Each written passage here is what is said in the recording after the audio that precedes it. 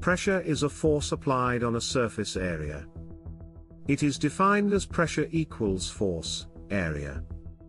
This basic formula helps us understand how pressure behaves in different states of matter, solids, liquids, and gases.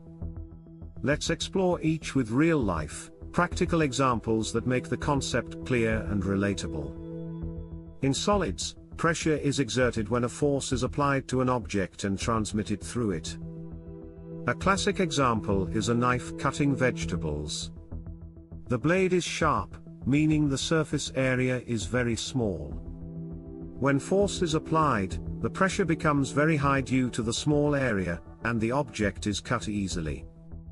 This explains why sharp objects exert more pressure than blunt ones. Another solid-based example is a woman wearing heels versus flat shoes. The heel concentrates the force in a smaller area, creating more pressure on the ground, which is why heels can sink into soft surfaces like sand or grass. In liquids, pressure behaves differently.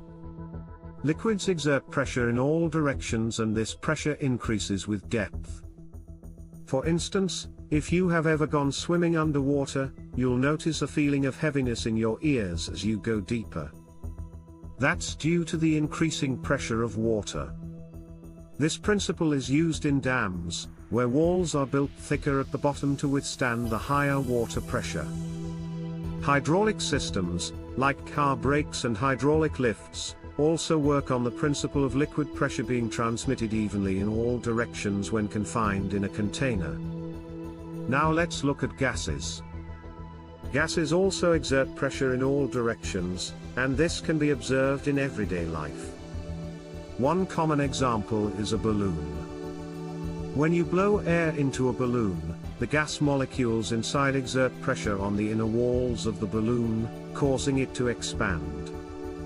Similarly, in car tires, air is pumped under pressure to make them firm and support the weight of the vehicle.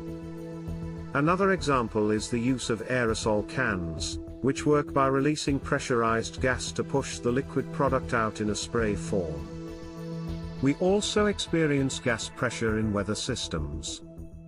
The air pressure in the atmosphere affects weather patterns. Low pressure areas usually bring clouds and rain, while high pressure areas often mean clear skies.